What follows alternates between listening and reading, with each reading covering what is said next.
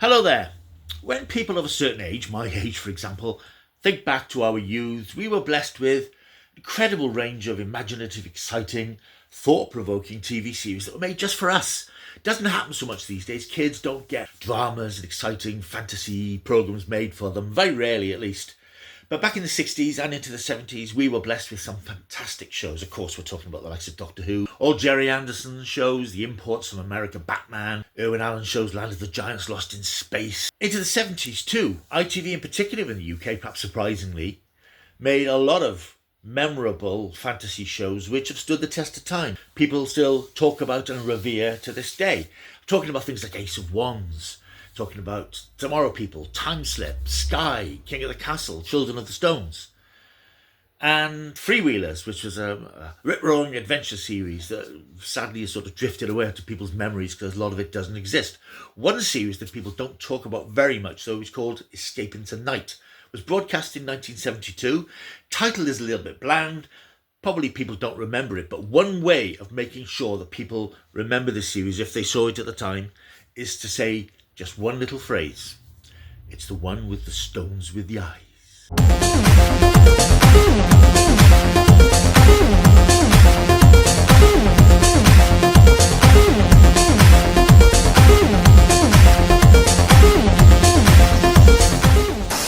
Hello, welcome back. If you are new here, why not like and subscribe to this channel? It's full of fantastic retro stuff. Over the next few months and into the winter and hopefully beyond, I'll be covering lots of your favourite classic TV shows, doing dives into them, how they came about, how they were made, how they were received, and just generally what they were about. Lots of classic film reviews, Doctor Who stuff, TV, new things, all sorts of stuff. So you might as well stick on to this channel. Hey, what else are you going to do with your time? Right, we are talking about Escape into Night. And as I said in the intro, it's a series that people don't remember because the title is a bit generic. Escape into Night, though, is a fascinating series that people, if they remember it at all, will remember because of the expression, it's the one with the stones with eyes, which was a terrifying image at the time. And I think it's probably something that's buried itself in the back of lots of people's psyches because it's, for a tea time horror series for kids, it was really quite a disturbing image. And in fact, the whole series is quite eerie and quite unnerving even now, decades later. The series is based on this book, Marianne Dreams by Catherine Storr. This came out back in 1958 and was later turned into a feature film written by Matthew Jacobs, who many of you may remember wrote the script for the 1996 Doctor Who TV movie starring Paul McGann, and that was called Paper House. This is a different version of that story. I don't think I've seen Paper House, but I don't think it follows exactly the same route as either the book or the TV series. In the TV series, it's 6 25-minute episodes, and it stars Vicky Chambers as Marianne Austin. She's a young girl, maybe 11, 12. She is bedbound throughout the series. At the beginning, in the pre-title sequence, we see her horse riding, and she takes a tumble. This causes an injury that means she has to stay in bed for months on end. This in itself, I think, probably dates the series a little bit because I don't think that's a required treatment for somebody who hurts their leg these days. Probably a little bit of bed rest and a bit of rehabilitation and they're up and about again. But Marianne is consigned to staying in bed for months on end. She's stuck in her bedroom. She's bored. She hasn't, of course, got all the accoutrements that kids have today. If this was made today, she'd be on her mobile phone scrolling Instagram and TikTok and good old YouTube. But this is 1972. She hasn't got a TV in her room. She has a radio which plays bland elevator music when we see it played in one scene. She's just stuck in her bedroom. Her father's working away in Tunisia, I think, she says a little vaguely. Her mother, played by the brilliant Sonia Graham, who's a great character actress in the 60s and 70s, she's fussing around trying to look after her, but she's trying to get on with her own life. She's trying to keep Marianne entertained. Marianne has a teacher, Miss Chesterfield, who's played by Patricia Maynard, who at the time was married to Dennis Waterman, I believe. And again, sorry to reference Doctor Who all the time, but she played Miss Winters in Tom Baker's first Doctor Who story, Robot, a couple of years later. She comes to visit Marianne most days, tries to keep her education going, but she tells Marianne about another boy, another client that she has called Mark. He's very ill. It seems as if he has polio or some condition. He's very ill and she goes to visit him and helps educate him, and Marianne becomes fascinated by this boy. Her only form of entertainment while she's bedbound is a sketchbook. She's a very imaginative child and she sort of idly sketches a house with windows and a fence around it, and a boy in the window of the house looking out. She makes a connection with the boy in the picture and Mark, the boy that Miss Chesterfield is telling her about. And in her dreams, she sort of transports herself into this house where Mark, who can't walk, is sitting in the window in this very bleak, unfurnished house, in a bedroom in this house, with no entertainment, nothing to pass the time. And in her dreams, we assume it's her dreams, she visits him, talks to him, forms a friendship with him. And then there are parallels made between that Mark and the Mark that she hears about from Miss Chesterfield. The boy gets progressively more ill. He's hospitalised at one point. Marianne gets more and more frustrated by being housebound and bedbound. She can't come to terms with the fact that she's ill and be here for a few months. She's going to miss the rest of the school term. And her fantasies with Mark become more and more vivid, in that she visits him and she discovers, by using a special pencil, that she can create things in the house. She creates a bicycle for him. She creates entertainment for him, food for him. But he's stuck there, and it's quite a bleak existential life he seems to lead. If you think about it, for a kids' TV show, this boy who may or may not exist, stuck in a house that may or may not exist. At some point in the story, Marianne gets extremely annoyed with Mark, and to get revenge, or what she thinks is revenge on him, or purely out of spite, she draws onto the picture of the house a number of rocks, boulders, 5 or 6 boulders, and she puts eyes on them, and she sort of says, they'll stop him getting out of the house.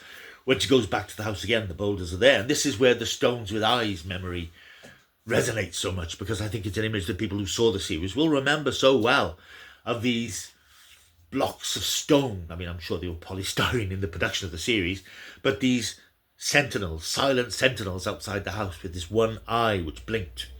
As the story progresses and becomes a little bit more urgent, they make these strange noises and sounds, not the light, and these modulated, almost Dalek type voices. And it becomes quite disturbing and quite unnerving. I can imagine for youngsters watching this back in the 70s, it must have really freaked them out. I won't say any more about it, because I think it's a show that if you remember it, you might think, oh, I'd like to see that again. And it is available. It's on DVD. Network, who sadly no longer exist, they released it about 15 years ago.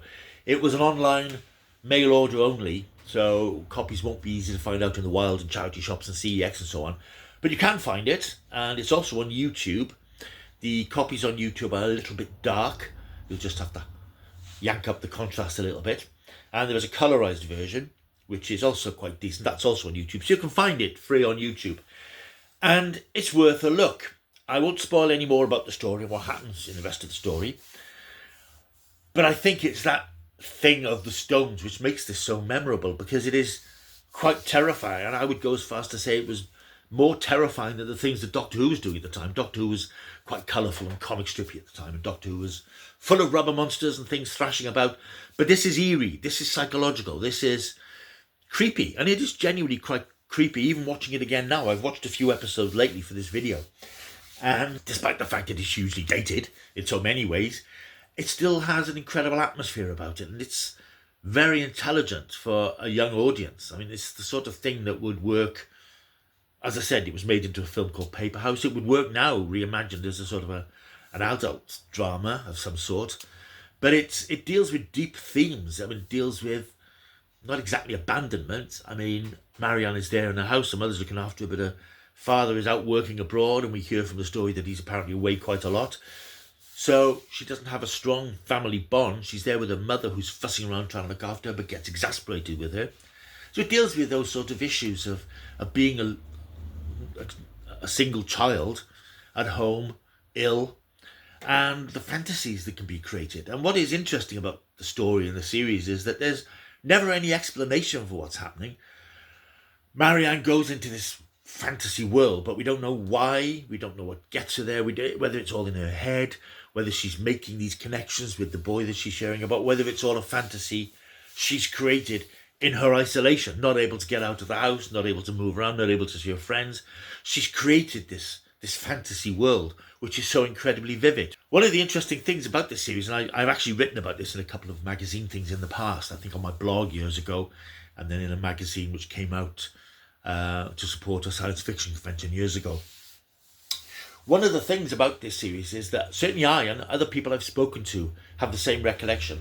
I have a vivid memory in one episode of this series of a scene where Marianne is in her bedroom and the stones with eyes are crowding round outside her bedroom window, making their shrieking sounds with their eyes blinking. That never happens in the series. Never happens. There are similar scenes in the house where she's in the house with Mark. They're looking out at these things and making this racket and appear to be advancing towards the house. But it is odd how the memory does cheat, and sometimes you create images and things in your head which never actually happened in a program or a film that you watch. It's still a very strong piece of work. As I say, watching it again, you can't help but be struck by how old-fashioned it looks. As I said, Marianne is trapped in her bedroom without all the trappings that kids have today. It's a very 70s style house, very basic sort of house. Very cheap TV production, I imagine. Has a cast of 5 people.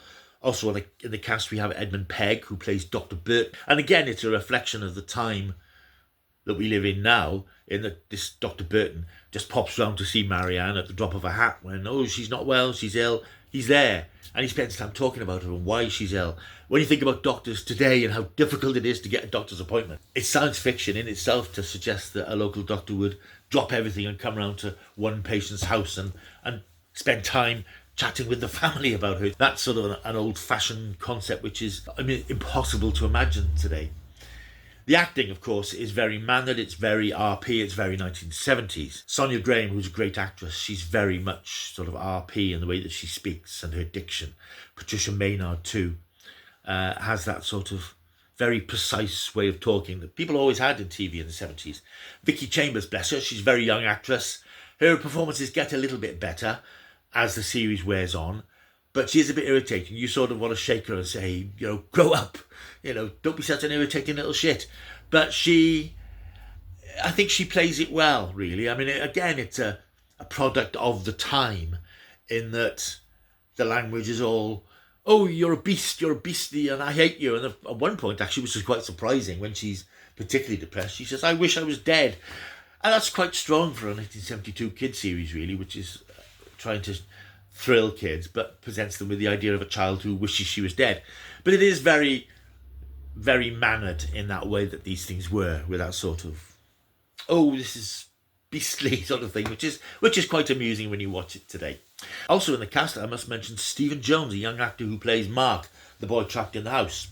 He's very good. His performance is odd because he brings across this sense that this boy who either exists or doesn't exist, and he has these conversations with Marianne that are slightly off kilter a little bit, if you see what I mean. You'll see what I mean if you watch it. But it's a very good, very strong performance. I don't know whatever happened to him afterwards. The rest of the cast, I don't think Vicky Chambers did anything else. Sonia Graham was in a lot of things in the 70s. Of course, Patricia Maynard turned up in lots of stuff. Edmund Pegg is still around, incidentally. He's in his 90s now, I think, but I think he still acts occasionally. He's an Australian actor. But I think what makes the show memorable is that image of the stones with eyes. And I think that was a concept created for the series. I don't think, as I said, I've got the book here. I've never read the book. I don't think the stones are in that. I know they're not in Paper House. This is something that was written in by Ruth Boswell, incidentally, who adapted the show. She had worked previously on the brilliant Time Slip, which will be coming up in a video before too long. The stones were a creation for the series, as far as I'm aware.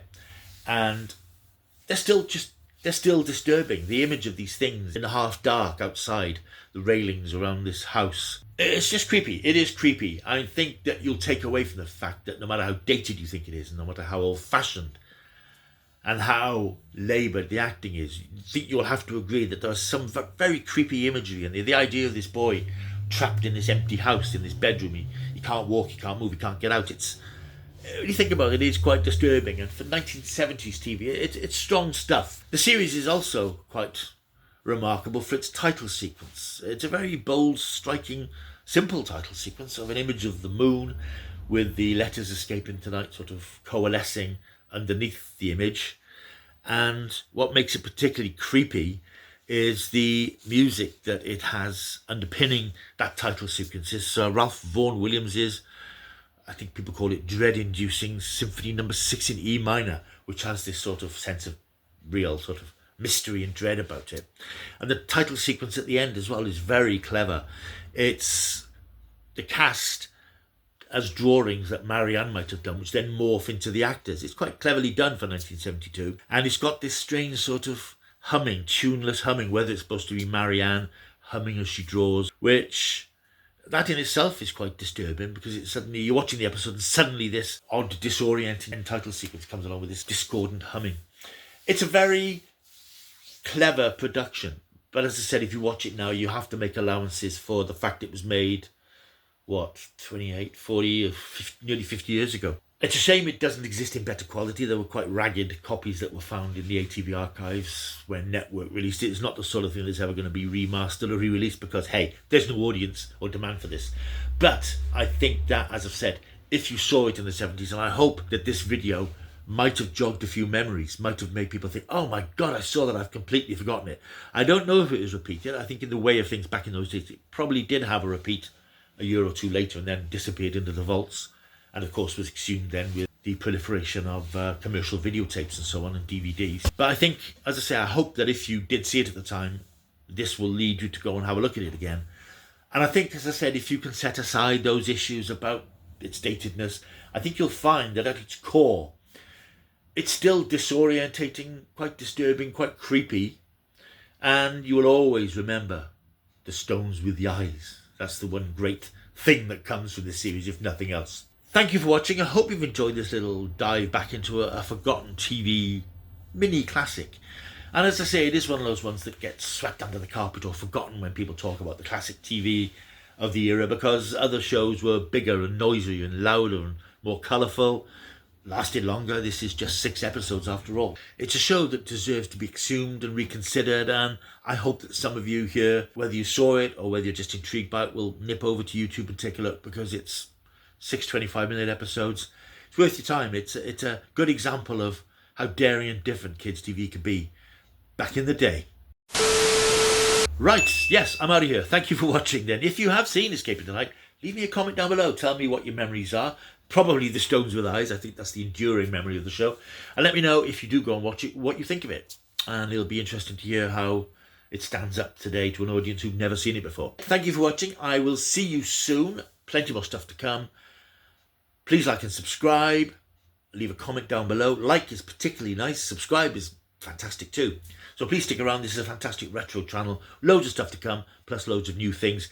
Coming up later in the week, there's another couple of retro horror movie reviews. There will hopefully be a Doctor Who related book review, if I can sit down and find the time to read the damn book. Loads of stuff to come in the future. So yeah, stick around. I'll see you soon. Until I do, keep taking the stuff.